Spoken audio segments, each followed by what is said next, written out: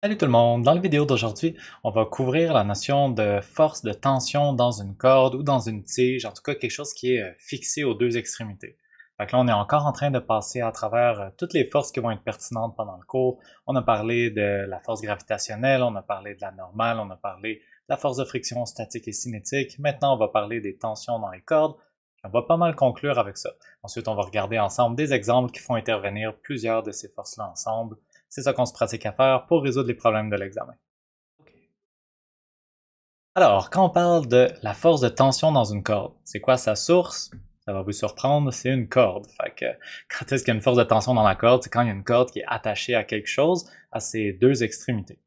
On va aussi dire qu'il peut y avoir une tige, tu sais, mettons une rod de métal là, qui est fixée à ses deux extrémités. Ça agit un peu comme une corde. La distinction étant que une corde, ça peut juste tirer, hein. Évidemment, ça peut pas pousser avec une corde, tandis qu'une tige de métal, ça pourrait tirer à ses deux extrémités ou pousser à ses deux extrémités. Les deux sont possibles. Pour le module, on n'a pas une formule qui permet de calculer la tension dans la corde. Ça va vraiment être dans les problèmes qu'on va regarder, tu sais, qu'on va être capable de calculer la tension dans la corde. Souvent, si on a un objet qui est immobile, par exemple, la tension dans la corde, ça va être notre inconnu qui va faire en sorte que la force résultante sur l'objet est zéro. Donc, on n'a pas une formule pour calculer la force de tension. La chose qu'il faut vraiment savoir, par contre, c'est que une corde, ça va être fixé à ses deux extrémités. La tension dans la corde, une tension, c'est une force qui est mesurée en newton, est pareille tout le long de la corde. Fait que si ma corde est fixée à deux extrémités, attachée, mettons, à gauche puis à droite, si elle tire 30 newtons à droite, elle est aussi en train de tirer 30 newtons à gauche. Si je calcule la force qu'un des côtés de la corde est en train d'appliquer, je connais automatiquement la force que l'autre côté de la corde est en train d'appliquer. La tension dans la corde est la même partout. Ensuite, pour ce qui est de l'orientation, la force de tension dans la corde est orientée dans la même direction que la corde. Fait que si dans votre schéma, vous avez la corde à un certain angle, je sais pas moi, 40 degrés au-dessus de l'horizontale, la force est aussi dans cette direction-là. Fait que le vecteur force va toujours suivre la corde. Un autre point intéressant, souvent les cordes, ils vont passer dans des poulies pour venir réorienter la force. Alors je vous dis, quand il y a une corde qui passe dans une poulie, ça change pas la tension dans la corde, ça fait juste réorienter la corde. Donc si j'ai une corde qui est attachée à un bloc, passe dans une poulie, puis ensuite est attachée à un autre bloc, les tensions aux deux extrémités de la corde vont quand même être égales, même si elle est passée dans une poulie. On va regarder un ou deux petits exemples ensemble là, pour pouvoir bien visualiser comment gérer les cordes dans des problèmes. Puis après ça, on va faire des exercices où est-ce qu'il y aura plusieurs des forces qu'on a vues ensemble. Alors voici un problème super simple dans lequel il y a une masse suspendue au plafond par une corde. Donc on a une masse de 50 kg qui est ici. Qu'est-ce qu'on peut dire? On sait que cette masse va ressentir deux forces. Ok, là la masse est immobile, elle n'est pas en train de bouger. La somme des forces sur cette masse-là va être zéro. Qu'est-ce qu'elle ressent comme force, la masse? Elle ressent son propre poids, l'attraction gravitationnelle qui l'amène vers le sol. Ça, c'est une force que j'ai représentée en rouge par le vecteur P qui pointe vers le bas. La masse va aussi ressentir une tension dans la corde parce que c'est la corde qui l'empêche de tomber. Ici, il n'y a pas de force normale. Pourquoi il n'y a pas de force normale? Le bloc, il n'est pas déposé sur une table ou une surface. Ça prend une force normale. Ici, le bloc est suspendu par une corde, par une tension dans la corde. On appelle ça la force T. C'est ça qui va l'empêcher de tomber. Qu'est-ce que je peux dire ici? Le bloc ressent deux forces. Le poids vers le bas, je suis capable de calculer le poids. Je sais que le module du poids, c'est masse fois G. Quand je le calcule, ça fait 490 newtons. Je sais aussi que le poids, c'est une force qui est purement verticale. Si mon axe des Y n'est pas sur un plan incliné, l'axe des Y pointe vers le haut. Alors, je sais que la composante en X du poids, c'est 0. La composante en Y du poids, avec négatif vu que c'est vers le bas, moins 490. Le bloc ressent aussi une force de tension dans la corde, c'est ce qui l'empêche de tomber par terre. Si je veux calculer la force de tension dans la corde, dans ce problème-ci, super simple. Je suis sûr qu'à l'œil, vous êtes capable de voir que, oui, ça va être 490 vers le haut. On va l'écrire avec des équations comme il faut, pas parce que c'est difficile à comprendre dans ce problème-ci, parce que quand ça va arriver un autre tantôt dans un problème où il va y avoir plus que deux forces, il faut que vous sachiez comment le gérer avec des équations parce qu'on ne pourra pas juste dire « Ah oui, voilà la réponse, c'est simple de même ». Comment je fais pour le gérer avec des équations? puisque mon bloc est immobile, puis qu'il demeure immobile, on sait que la force résultante sur le bloc est nulle. C'est important, c'est quelque chose qui revient souvent, là. Quand le truc est immobile, la force résultante dessus est nulle. Puisque la force résultante dessus est nulle, ça veut dire que la résultante en X est nulle et que la résultante en Y est nulle. Ben, les forces en X, il n'y en a pas dans le problème. Toutes les forces sont en Y. Fait que résultante en X égale 0, sure, ça nous dit pas grand-chose. Résultante en Y égale 0, ça c'est une information importante, c'est ça qui nous permet de calculer la tension dans la corde. Fait que quand j'ai mon équation ici où est-ce qu'on dit que résultante en Y est égale à 0, ben c'est quoi la résultante en Y? C'est la somme des forces en Y.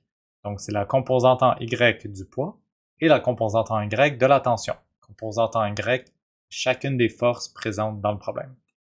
Puisque la somme de ces deux forces-là est 0 et que moi je connais le poids, ça va me permettre d'isoler dans mon équation la tension qui est mon inconnu. Ok, c'est pas une super grosse équation. J'avais mon PY que j'envoie de l'autre côté, il devient négatif. Mais puisque PY lui-même, quand je viens remplacer le chiffre, plugger le chiffre dans la formule, PY c'est moins 490. Donc là, ça fait moins 490. C'est pour ça que ça redevient un plus 490 newtons. Juste par la logique, on le voit bien, là, la tension dans la corde va retenir le bloc, va être une force vers le haut qui va venir annuler la force vers le bas, qui est le poids, pour que la somme des forces donne 0. Dernière chose que je veux mentionner, c'est que là, j'ai fait la somme des forces qui agissent sur mon bloc. Sur le bloc, il y en a deux forces, une vers le bas, une vers le haut. That's it.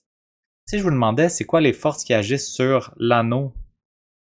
Et ici, la corde est attachée à un anneau sur le plafond, là. Cet anneau-là, il va ressentir une force aussi. Qu'est-ce qu'il ressent?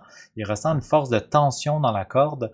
Puis la seule chose que je voulais illustrer ici, c'est que la force de tension dans la corde ressentie par l'anneau, comme l'autre extrémité de la corde, comme j'ai mentionné dans la slide précédente, cette force de tension-là est égale aux deux extrémités. Fait que si la tension dans le bas de la corde qui tire vers le haut ici, le module de la tension, c'est 490 newtons, le module de la tension en haut est aussi de 490 newtons. Là, je ne fais pas la somme des forces qui agissent sur l'anneau. Là, c'est sûr que l'anneau, il va être, mettons, soudé là, ou collé au plafond, puis la somme des forces sur l'anneau va être égale à 0. On ne se préoccupe pas vraiment de ça. La seule chose que je voulais illustrer, c'est que la tension des deux côtés de la corde est toujours pareille. Ça va être important. Je vais vous montrer un exemple. Je vais juste vous laisser un petit moment pour y réfléchir à comment on ferait pour calculer les tensions dans la corde. Donc, petit exemple légèrement plus compliqué.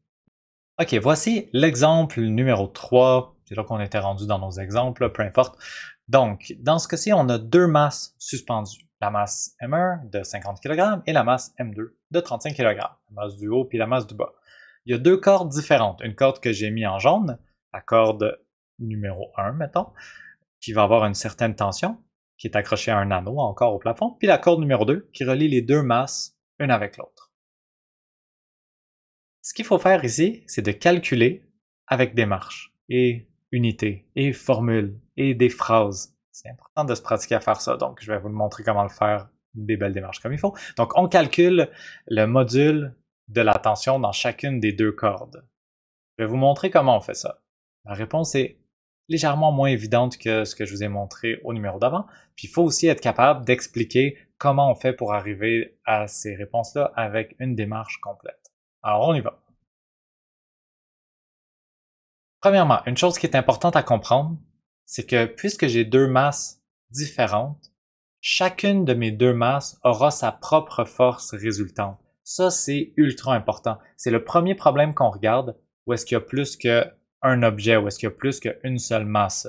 Quand j'ai plusieurs objets, puis que je veux calculer la force résultante, c'est tout le temps la force résultante sur un objet à la fois. Je ne peux pas mettre assez d'accent sur à quel point c'est important, là. Essayez pas de me faire une somme des forces où il y a toutes les forces du problème ensemble d'une équation, ça va être le bordel, ça va jamais fonctionner. Quand on fait la somme des forces, c'est la somme des forces ressenties par un objet. Ultra important. Donc, j'ai deux objets, la masse 1 et la masse 2. Je vais avoir deux équations de somme des forces complètement différentes. Okay. Donc, je vais appeler la résultante R1 la résultante pour la masse numéro 1, quand je vais faire la somme des forces sur ma masse 1, et la résultante R2, quand je vais faire la somme des forces sur ma masse 2. C'est logique. C'est parti.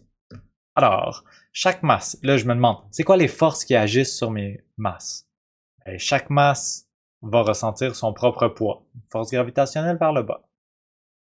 Je vais calculer le module de ce poids. Donc le poids P1, c'est une force qui est ressentie ici par la masse 1. Fait que la masse 1 ici, elle va ressentir le poids P1, une force vers le bas. Je peux calculer le module en faisant M1 fois G. Vous voyez, j'ai pas juste mis P égale nanana ou pire encore 50 fois 9.8 égale 490. J'ai mis P1 pour dire que c'était le poids de la masse 1. Comme ça, c'est facile de voir qu'est-ce qu'on calcule. J'ai mis la formule M1 fois G, j'ai plugué les chiffres et j'ai mis la réponse. Parce que moi, j'aime ça avoir des points dans l'examen. Fait que c'est ça que je fais. P2, le module de la force dure. Remarquez qu'il n'y a pas de vecteur nulle part ici. Je calcule juste un module. Il n'y a pas de négatif. Parce que je calcule un module, je ne calcule pas la composante en Y. P2, M2 fois G, bling badang, je trouve ma force en Newton, j'ai mes poids. OK. C'est quoi les autres forces? Ah, attends, non. Avant de calculer les autres forces, j'ai juste pris un petit commentaire pour dire, hey, on voit bien que les forces, là, les poids, pointent directement vers les Y négatifs, P1 et P2. Ça veut dire que je peux aussi écrire que la composante en Y du poids, c'est moins 490, puis la composante en Y du poids 2, c'est moins 343. Les composantes en X vont être de 0.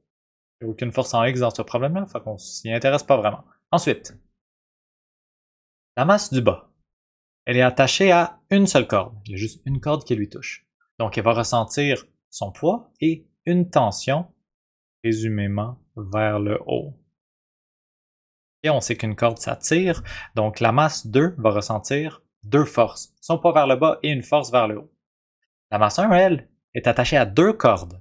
Une corde ici, qui va tirer sur la masse, donc exercer une force vers le haut, et est aussi attachée à la corde du bas, qui va tirer et faire une force vers le bas.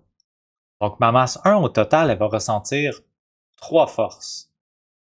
Là, je veux commencer par calculer des choses avec la masse numéro 2. Pourquoi je veux commencer par la masse numéro 2? Ben, c'est parce que la masse numéro 2, elle a juste une force inconnue, la tension T2 que je ne connais pas. Tandis que si j'essaie de faire des calculs avec ma masse M1, ben, en ce moment, je ne connais ni la tension de la corde d'en haut, ni la tension dans la corde d'en bas. J'ai comme trop d'inconnus pour mon équation. Je préfère commencer avec la masse du bas. Allons-y. La masse du bas, elle est immobile. La résultante en Y est donc 0. Qu'est-ce qu'on dit? On dit que la résultante, là, regardez, j'ai mis résultante 2, parce que je parle de la somme des forces sur la masse 2. C'est la somme des forces qui agissent sur la masse 2 en Y, c'est égal à 0. Donc, la somme de toutes les forces qui agissent sur la masse 2 en Y, ça c'est le poids 2 en Y, T2 en Y est égal à 0. Je remplace mes chiffres. Puis là, je trouve que la tension, le module de la tension T2, ici sa composante en Y, ça va être positif. Donc, la tension T2 est vers le haut. Et le module de la tension, c'est 343 newtons. C'est pas mal au problème qu'on avait fait tantôt, ça. C'est une masse suspendue. Ensuite, maintenant je connais la tension T2. Qu'est-ce que je vais faire maintenant? Ben, maintenant que je connais la tension dans la corde du bas, je connais deux des trois forces qui agissent sur la masse M1. Rappelez-vous que j'ai le poids P1 que je connais. J'ai la tension T2. Je la dessine comme il faut, elle va être vers le bas. Ça, c'est T2, je la connais. Puis il y a la tension T1, qui est mon inconnu. Un inconnu, c'est le nombre parfait d'inconnus. Alors, on fait résultante égale 0 pour calculer le module de T1. Somme des forces 1 égale 0. Cette fois-ci, j'ai trois forces à inclure dans mon équation. Le poids T1 et T2, tout ça en Y. Je remplace mes chiffres. Ben là, ce que j'ai fait, c'est que T1, c'est mon inconnu. Oups. T1, c'est mon inconnu. Donc, j'ai voulu envoyer les deux autres affaires de l'autre côté de l'équation. Ils deviennent négatifs. Moins P1Y, moins T2Y. Je remplace les chiffres qui sont eux-mêmes négatifs. N'oubliez pas que T2Y est négatif parce que regardez T2 pointe vers les Y négatifs, vers le bas. Les négatifs se simplifient, ça devient des positifs. Puis quand j'additionne les deux forces, je trouve une force qui est vers le haut. Évidemment, c'est une force qui est vers le haut. On voit bien que T1 va tirer. Là, je m'entends que ça donne une composante positive en Y pour dire que ça va vers le haut. Puis le module de cette force, 833 newtons. Une façon de le voir, ce problème-là, c'est que la corde T1 est ultimement en train de supporter toute la masse qui est en dessous. Ça, c'est une façon très simplifiée de le voir parce que c'est un problème simple. Faites-vous pas des raccourcis mentaux pour dire ah oui, ça aurait tout le temps été ça, moi j'aurais été capable de le calculer en une seconde, puis bam, voilà la réponse. Je prends la peine de faire une démarche complète, même pour un problème simple, parce que tantôt les problèmes seront pas simples, puis on aura certainement besoin de faire une démarche complète pour arriver à trouver la solution. C'est déjà tout pour la partie théorique sur les tensions. Il va nous rester à faire des exemples pour être capable de gérer des poulies. Je vous présente ça dans une vidéo séparée. Merci d'avoir écouté. Bye bye!